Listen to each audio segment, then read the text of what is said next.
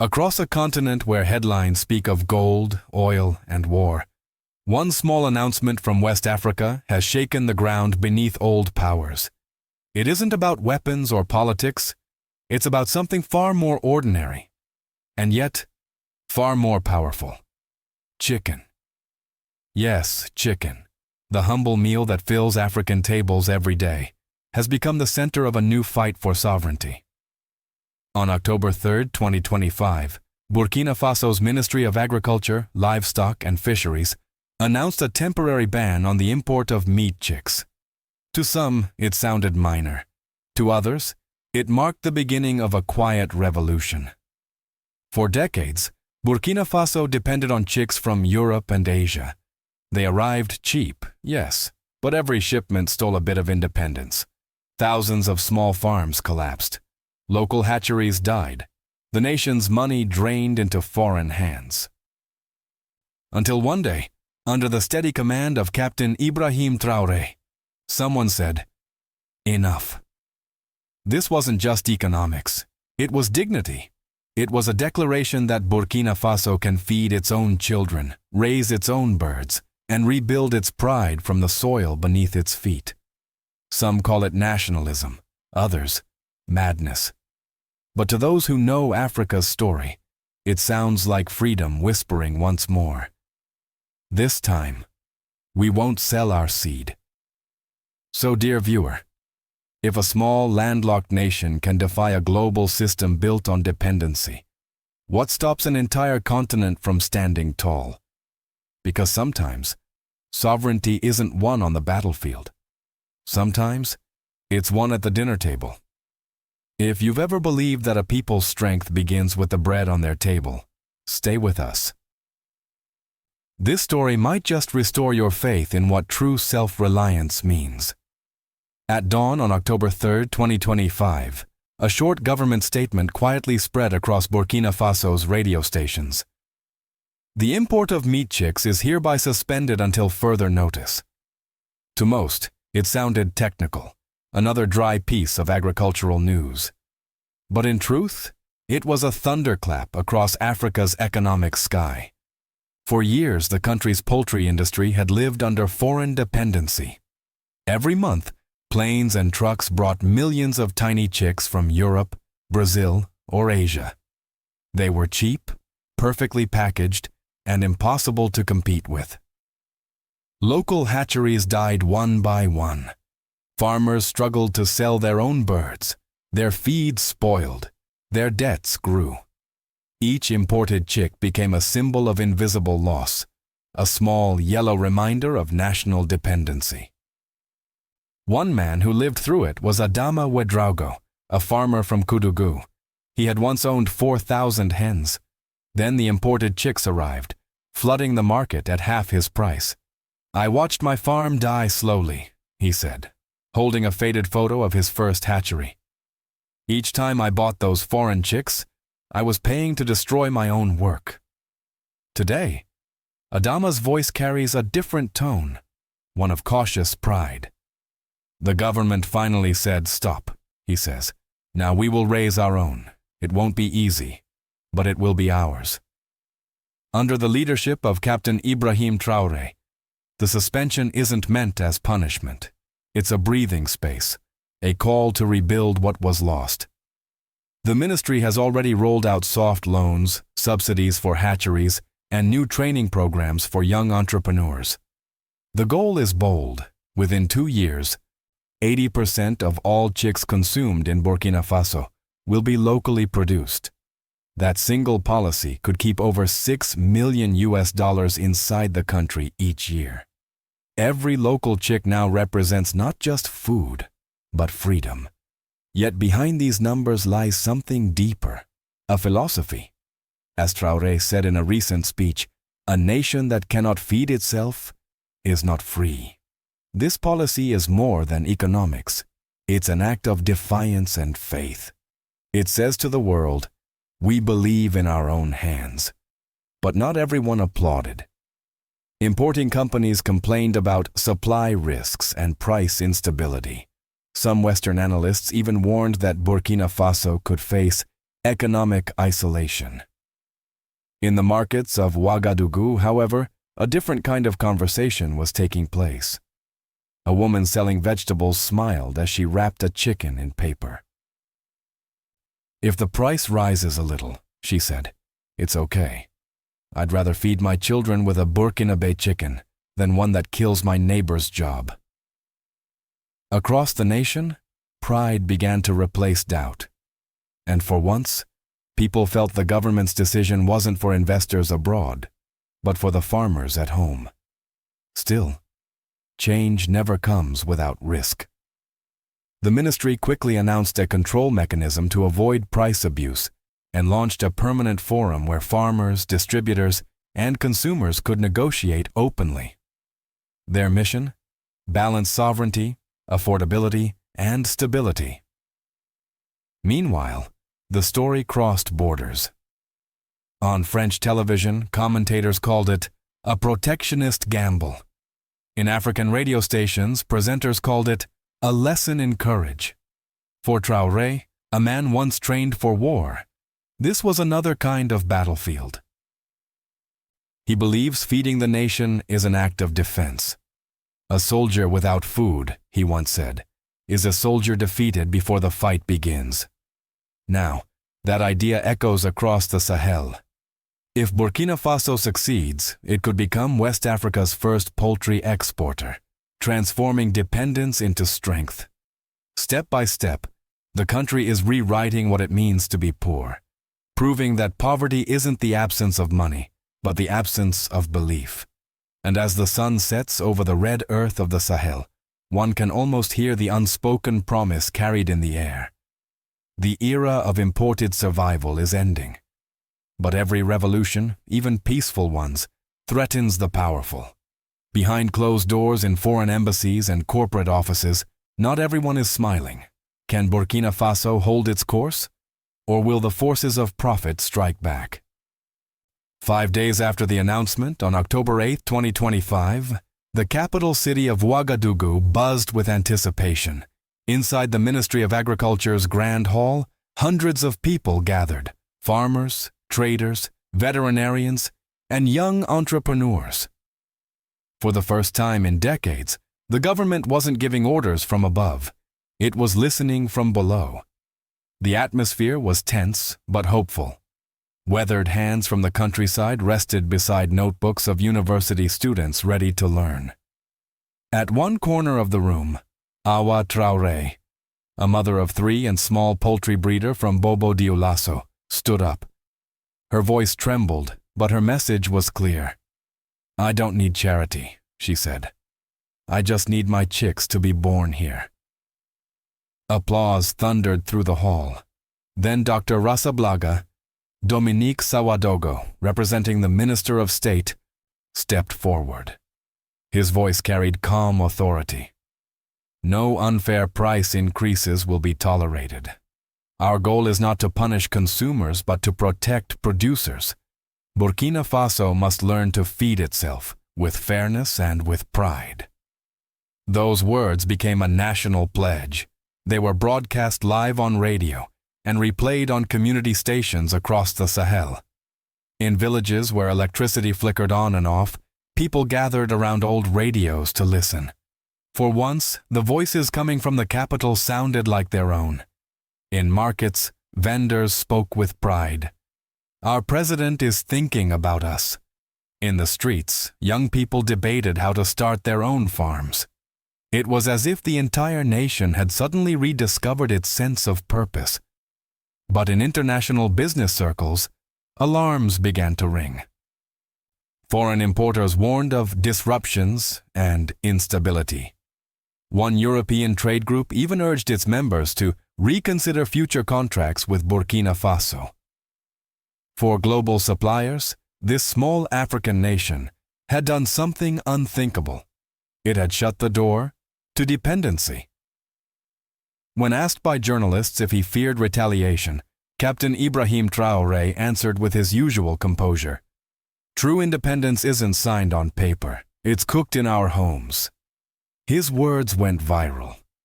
Across African social media, the hashtag #WeProduceOurselves spread like wildfire.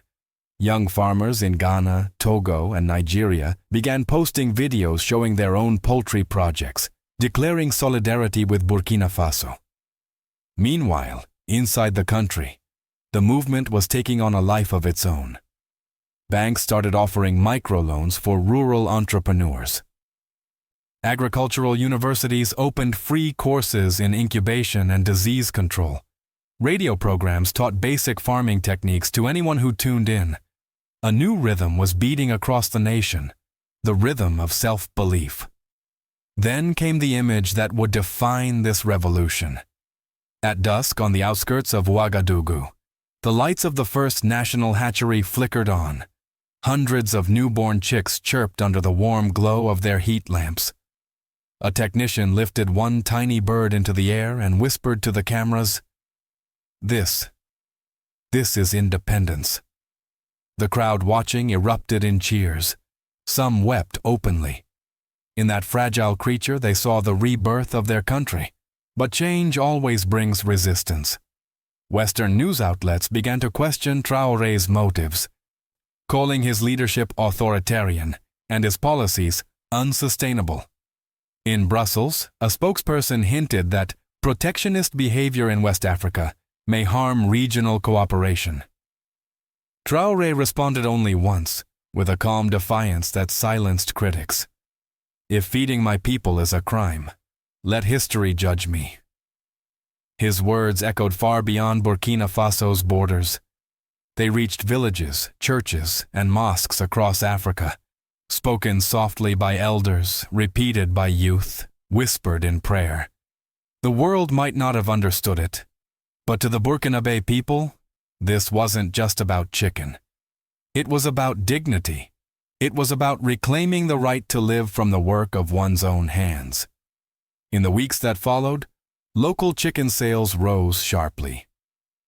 Markets once filled with imported frozen meat now carried proudly labeled Produit du Faso. Burkina Faso had begun to feed itself, and perhaps, without realizing it, had begun to feed Africa's hope as well. But as global corporations calculate their losses, one question lingers in the air. Can a nation this small withstand the storm of economic pressure that is surely coming? Or will the dream of independence crumble beneath the weight of foreign interests? The echo of that October decision spread far beyond ministries and trade offices. It reached the dusty roads, the crowded markets, the smallest villages where people live by the rhythm of the sun. For the first time in years, the government's voice felt close to the people's heartbeat. Local radio stations played testimonies from farmers who had restarted their old chicken coops. Television showed families cleaning abandoned barns and repairing cages with whatever tools they had. It wasn't just poultry they were rebuilding. It was hope. In the northern town of Kaya, Mariama Sawadogo, a widow raising 2 children, built her own small incubator out of wood, plastic, and light bulbs. "I don't have much," she said softly, "but I have faith. And now my country tells me that my work matters." The effect was immediate. Across the countryside, rural employment began to rise. Young men who had once dreamed only of migrating to Europe started joining agricultural cooperatives. For the first time in decades, the villages were not emptying.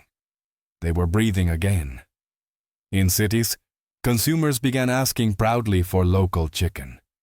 Eating Burkinabé meat became an act of patriotism, a small gesture of defiance wrapped in everyday life.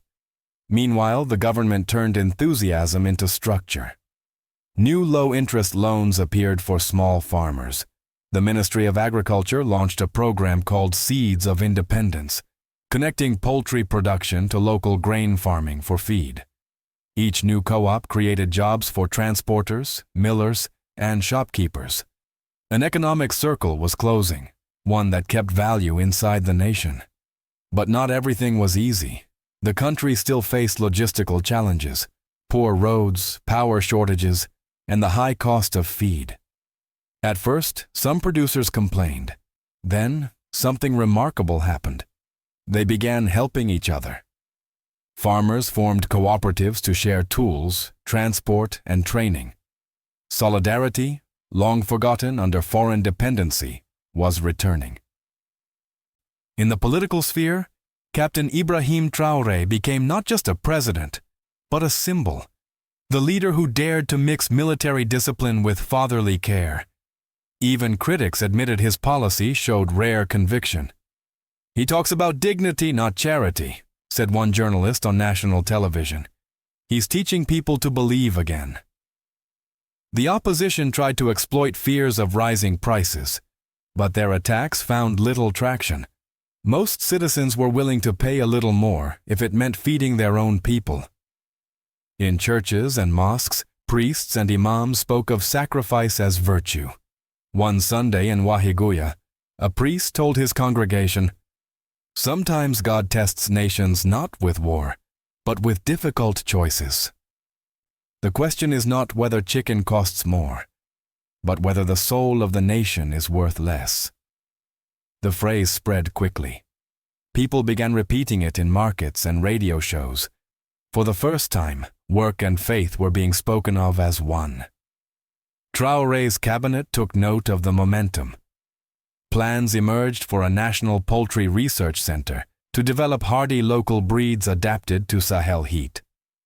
The goal was not just to produce locally, but to innovate locally, to cut even scientific dependency. International observers were stunned by the calm order of the transition. At the next ECOWAS meeting, ministers from Ghana and Niger privately asked how Burkina Faso managed such stability. "Through dialogue and discipline," replied the Burkinabé delegation. That phrase became the quiet motto of the new Burkina Faso: firm, humble, self-assured. Yet, not everyone cheered. Some neighboring governments, still tied to multinational agribusiness deals, began to worry. Diplomatic pressure and subtle warnings arrived, couched in polite language. But inside Burkina Faso, something irreversible had changed. Citizens no longer looked outward for rescue. They looked inward for solutions. Children in schools memorized Traoré's saying, "He who does not plant his seed harvests dependence." Women in markets added another, "Every local chicken is an African victory." The nation was still poor, but it now walked taller, anchored by three simple pillars: work, dignity, and faith. Yet beyond the horizon, clouds were forming. The powerful rarely accept losing control quietly. Could Burkina Faso withstand the pressure when foreign interests finally decide to strike back? Or will this fragile victory be tested before it truly takes root? Beyond Burkina Faso's borders, the decision sent ripples through diplomatic corridors and newsrooms around the world. In Brussels, analysts labeled it economic nationalism. In Paris, headlines warned of a dangerous precedent. But across Accra, Lomé, and Abidjan, people saw something entirely different, an act of African courage. For decades, the continent had been told it could not survive without imports, without foreign aid, without the invisible hands of global partners. Then a small landlocked country stood up and said, "We can." The shock was not just economic. It was psychological. "If Burkina Faso can do it, why can't we?" asked radio hosts in Ghana and Togo. Within days, community stations across the Sahel were replaying Traoré's speech. Farmers called in, sharing dreams of poultry cooperatives and local feed factories. For the first time in a generation, Africa's narrative wasn't written in foreign capitals. It was being written from within. The African Development Bank released a report suggesting that if every Sahelian country produced even half of its own chicks, the region could save hundreds of millions of dollars each year and create tens of thousands of rural jobs. But beyond the numbers, the moral impact was greater, a sense of pride awakening across the continent. Meanwhile, in Washington, some diplomats privately admitted that Burkina Faso's defiance signaled a new kind of ideological independence that will be hard to contain. Because if a poor nation can feed itself without loans or imports, the foundation of dependency begins to crack. Traoré's move has quietly redefined leadership in Africa. While some presidents chase approval from abroad, he seeks legitimacy in the fields, among farmers and families. His philosophy is simple and revolutionary. Sovereignty is not negotiated. It is cultivated. On social media, movements blossomed under the slogan, "Africa feeds itself." Youth cooperatives in Ghana, Nigeria, and Mali began posting pictures of their own farms with the caption, "Burkina showed us the way." Once mocked as one of Africa's poorest nations, Burkina Faso was now admired as one of its bravest. The message from Ouagadougou was clear. We are not turning our backs on the world. We are simply looking it in the eye, as equals. But the question that now haunts foreign boardrooms is this: how far will this wave of African sovereignty go?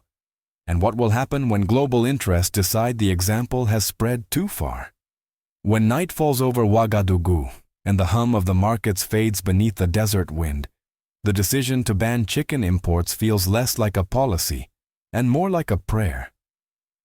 Burkina Faso has shown that independence isn't always won with rifles or speeches. Sometimes it's won with patience, with work, and with faith. Every egg hatched on Burkinabé soil, every chick born from local hands, is a quiet victory over a destiny once dictated by others. Captain Ibrahim Traoré understands this truth deeply. For him, development isn't measured by foreign loans or trade indexes. It's measured by a mother's ability to feed her child without fear. His vision is not that of a bureaucrat. It's that of a father leaving a full table for his family. The road ahead will not be easy. Pressure will come. From markets, from media, from powers that prefer Africa dependent rather than determined. There will be shortages, mistakes, and moments of doubt. But as Traoré himself said, a soldier without food is defeated before the battle begins. The battle for sovereignty begins not in the barracks, but in the field, in the farms, in the kitchens, in the will of a people who refuse to bow again. And tonight, from the Sahel to the savannas, a quiet voice rises from millions of hearts. God, bless our hands so that we may never lack bread. Because faith without work is empty, and work without faith is blind. Burkina Faso has done what few thought possible. It has reminded Africa that freedom can begin with something as simple as a plate of food born from your own soil. If this story touched your heart, share it. Not because it's political, but because it's human. Because every time a poor nation stands with dignity, the world becomes a little fairer. And if you believe, as we do, that true freedom begins at the family table, then pray for Africa, for its children, for its leaders, for its future. May God bless Burkina Faso, the land of courage, work, and hope.